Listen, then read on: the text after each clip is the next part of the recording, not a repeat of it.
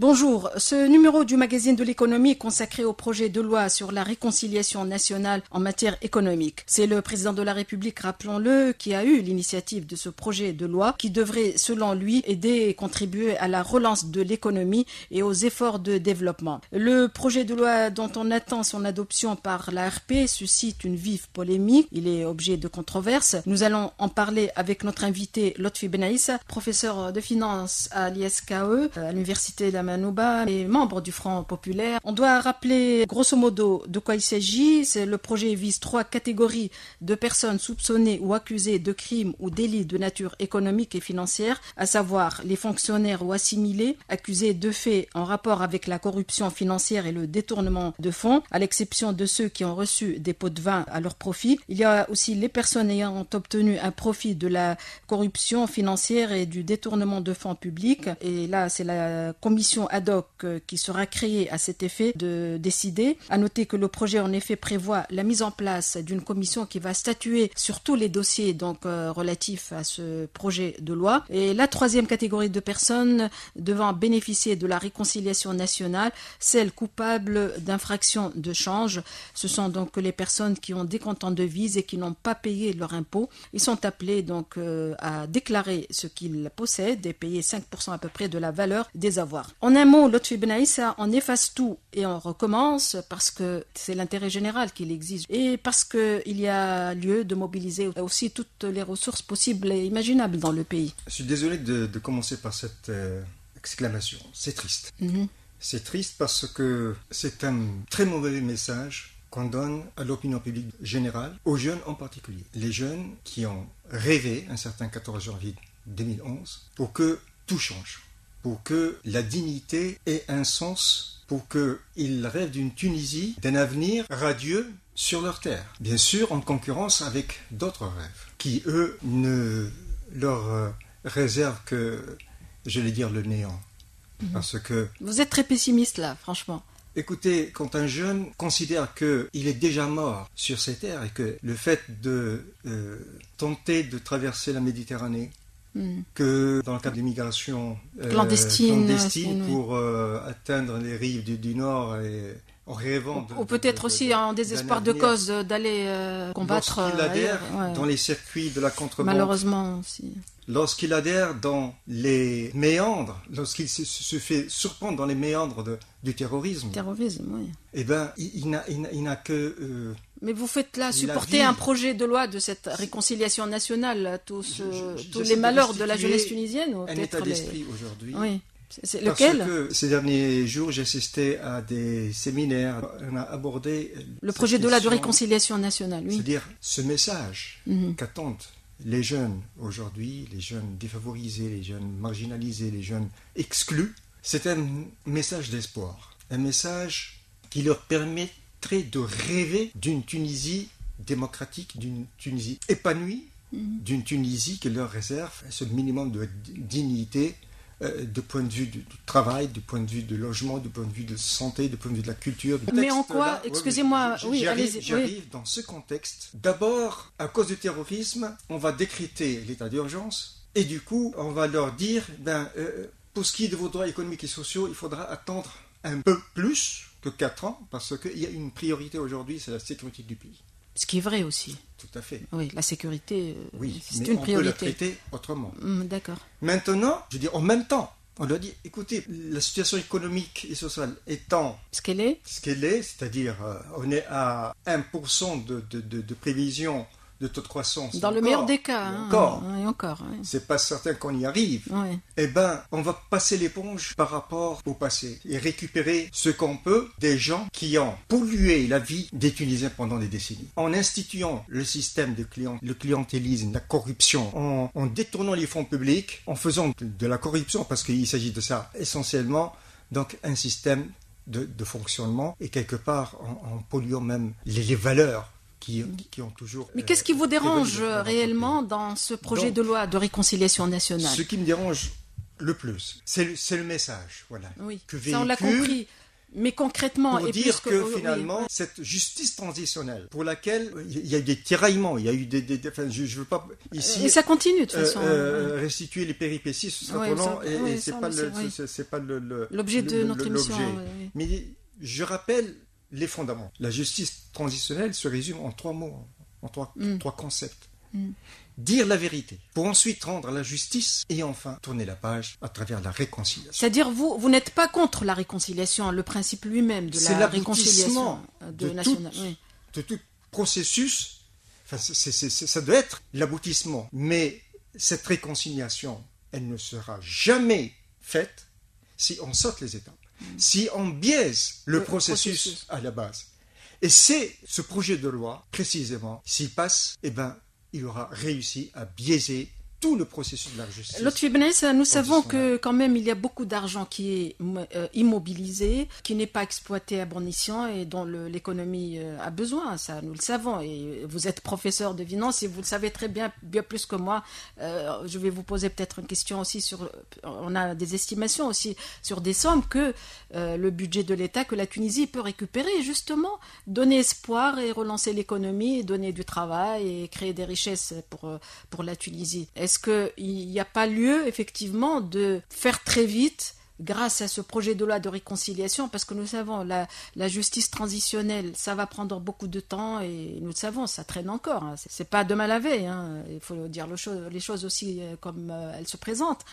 N'y a-t-il pas de quelque chose de bon, d'utile, et qui puisse aider la Tunisie non grâce à cette loi projet de loi, parce que là, ça n'a pas été encore adopté.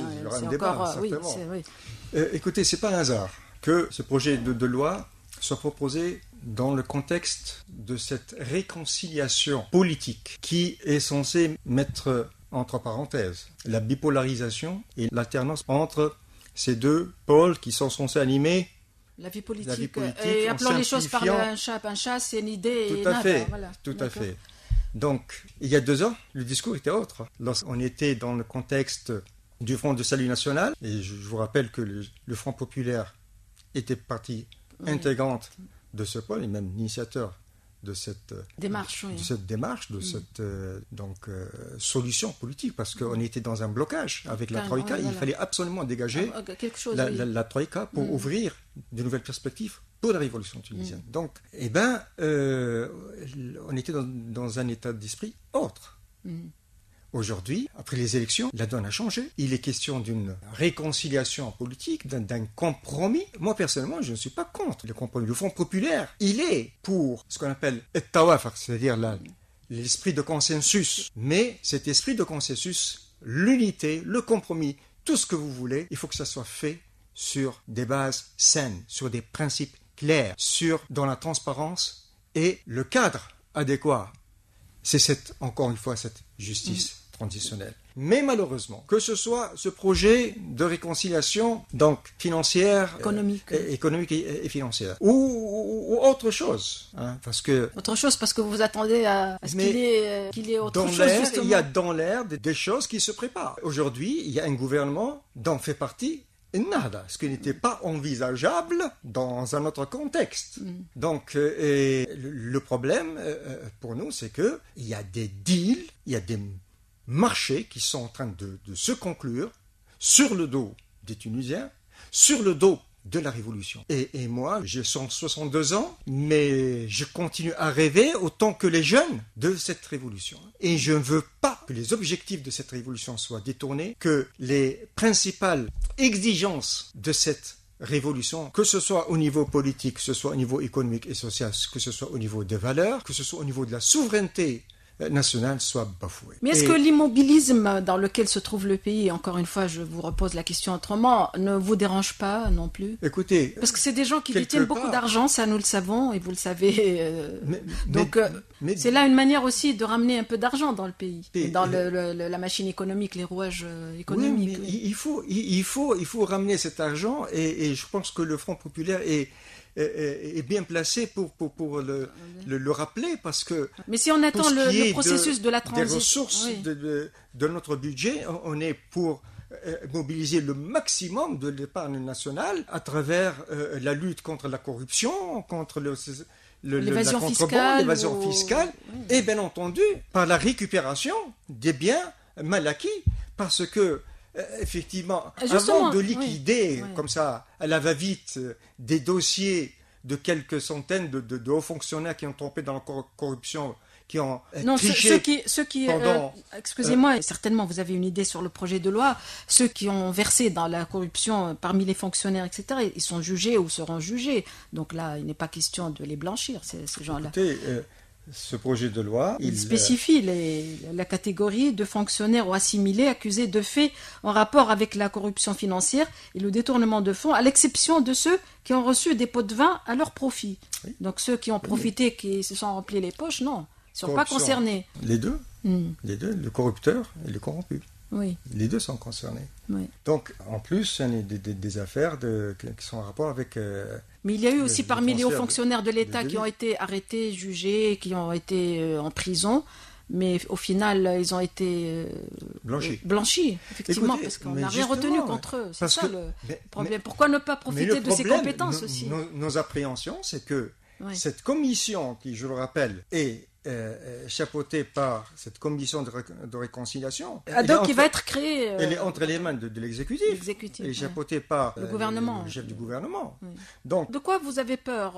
Que craignez-vous, la commission? Elle est chapeautée la crainte, c'est que par l'exécutif. C'est que tout le dispositif de la transition, de la justice transitionnelle, soit totalement détourné de ses objectifs et que on vide cette instance de vérité et dignité de sa substance.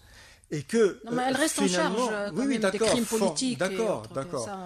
Mais justement, quelle est la vocation de cette instance?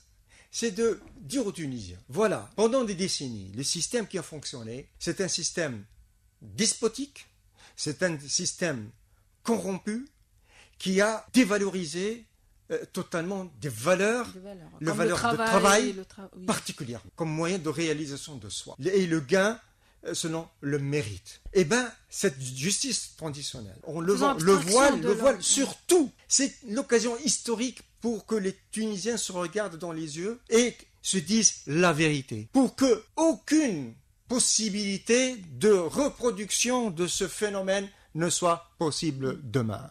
Il faut absolument qu'il y ait une justice, c'est-à-dire que ces gens-là soient jugés, mais pas dans un esprit de vengeance, pas dans un esprit de revanche, mais pour aboutir à une véritable réconciliation, c'est-à-dire que voilà, maintenant on sait ce qui est arrivé, on fait en sorte que cela ne se reproduise plus, et que cette culture, ce système D, cette corruption, cet esprit de détournement, cet état de non-droit, ne soit plus. Et qu'on mette en place les dispositifs institutionnels, juridiques. Mais c'est important, surtout au niveau de l'impact, au niveau des valeurs, de l'état d'esprit des Tunisiens. Une fois qu'on s'est dit les choses, quelque chose, c'est une catharsis. On s'est purifié. Et ce ne sera pas facile pour ceux qui essayeront demain de refaire la même chose, quoi, de reproduire le système, de le faire. C'est ça l'essentiel. Mais si on se perd dans les détails, si on essaie de parer au plus urgent, c'est-à-dire ramasser quelques centaines de milliards, mais on va perdre l'essentiel. Mais déjà... C'est-à-dire, pour vous, donc, à ce moment-là, autant la justice transitionnelle prendra le temps qu'il faudra. Voilà, c'est tout. Le temps qu'il faudra, c'est 4 ans. Hein, on y arrive. Non, parce que ça dure. La question, le volet, le dossier des biens mal acquis, nous savons, ça fait 5 ans pratiquement que ça traîne. Oui, et on ne voit pas le bout du tunnel. Et puis, il y a des biens qui avaient de la valeur. Nonobstant les personnes qui détenaient ça, c'est une autre paire de manches. Et qui faisaient travailler des gens, et vous le savez très bien. Donc là, aujourd'hui, ils se trouvent dans des situations de faillite, carrément. Donc, c'est des projets aussi perdus pour le pays, hein, malheureusement. Donc là, on va encore attendre 5 ans, 6 ans, 10 ans peut-être, pour voir le bout du tunnel dans cette affaire de crimes économiques et délits économiques. Qu'en pensez-vous? Là encore, c'est une affaire de volonté politique. Oui, la volonté politique est liée. Mais c'est ça. La volonté aujourd'hui, pour accélérer le processus. Détourner la page. De la transition. Et ne pas chercher et se rabattre sur des demi-mesures qui remettent en cause tout le processus. Mais c'est ça le danger. C'est qu'on glisse, peut-être sans être conscient. Est-ce que vous avez d'autres solutions, par exemple? Quelles sont vos propositions? Est-ce qu'il y a une autre issue, à part la justice transitionnelle? Nous savons l'instance de vérité et dignité risque de prendre beaucoup de temps pour statuer et décider. Pourquoi chercher à réinventer ce qui a été fait de manière laborieuse, en pensant à cette instance de vérité et dignité, donnons-lui les moyens. Elle va continuer de travailler, d'exister, parce qu'il y a plein de dossiers, ça me savons, des crimes. Mais bien sûr, il faut lui donner les moyens, il faut lui compliquer la vie. Il faut absolument la mettre dans les conditions de réaliser dans les délais la mission pour laquelle elle a été instituée.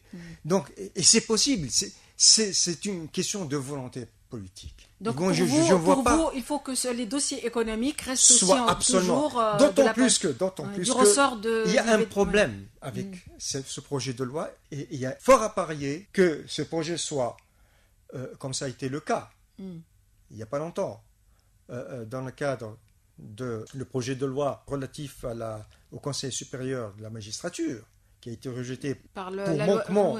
Donc, il est comme quoi c'était anticonstitutionnel. Aux dispositions constitutionnelles, et bien pareil pour cette loi.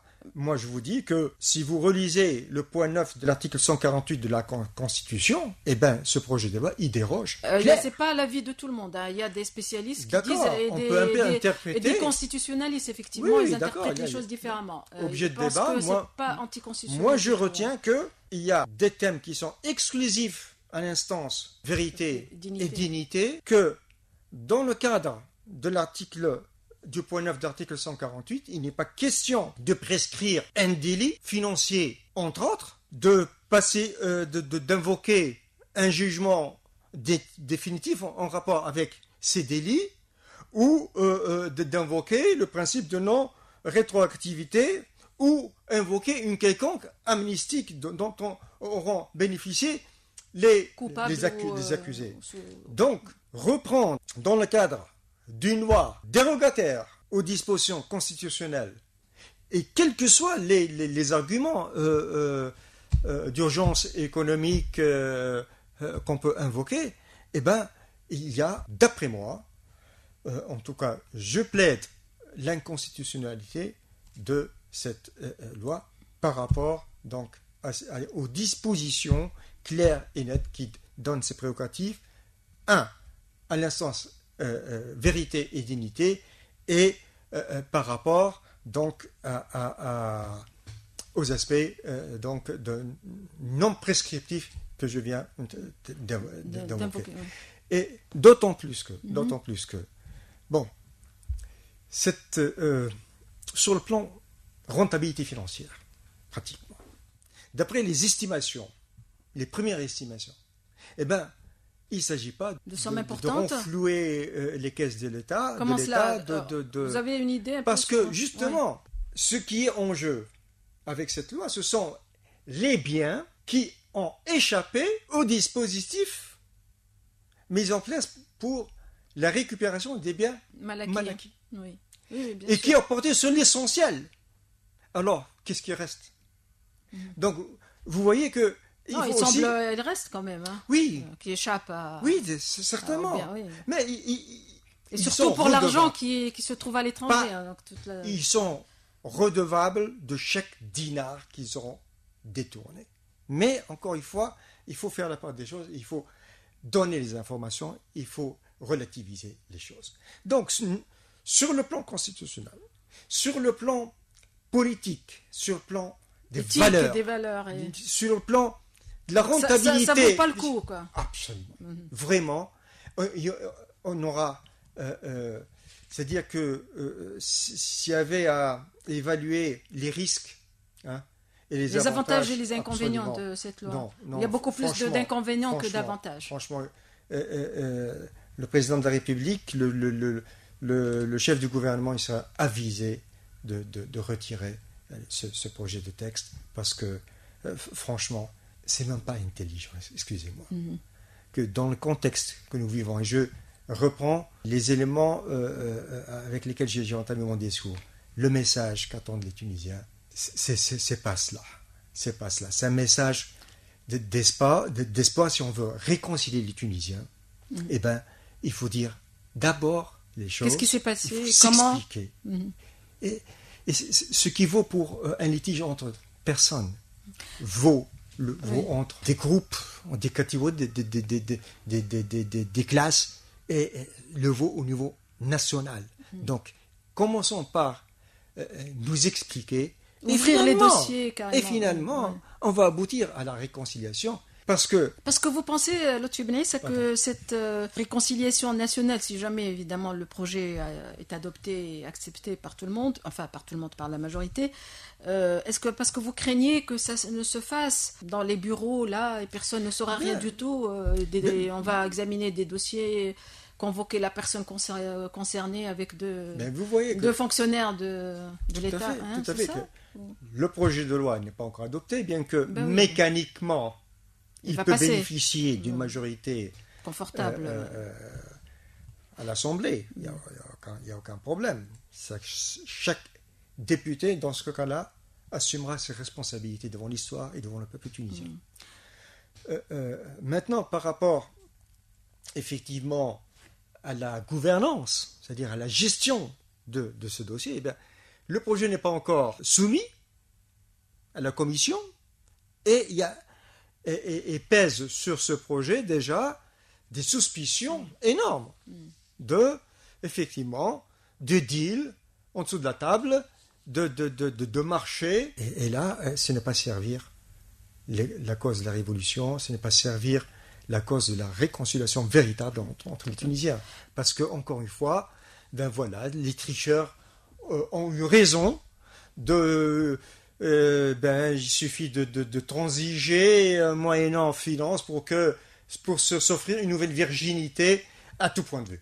Moi, personnellement, le Front populaire que je représente dans cet entretien n'est pas prêt à faire aucune concession. Comment vous allez vous comporter? Quelle est votre stratégie justement pour, entre guillemets, barrer la route à ce projet pour qu'il ne passe pas, ou quand il passera communiquer déjà, oui. Dire les choses.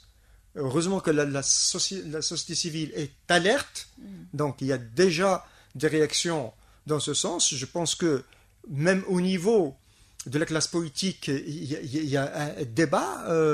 Même les alliés d'hier, au niveau, je parle de la Troïka, j'ai lu la réaction du parti Taketl, par exemple. Il n'approuve pas, oui. Il n'approuve pas. Donc, c'est loin de faire l'unanimité politique. J'espère qu'au niveau des 4 partis majoritaires qui sont au gouvernement, j'espère qu'ils se ressaisiront, parce que c'est mal parti. C'est vraiment pas mal parti. Merci beaucoup, Lotfi Ben Issa, professeur de finance à l'ISKE, à l'Université d'Amanouba et membre du Front populaire. Merci à vous tous. Le magazine de l'économie, produit et présenté par Zeki Azak et Tahar Al-Almi.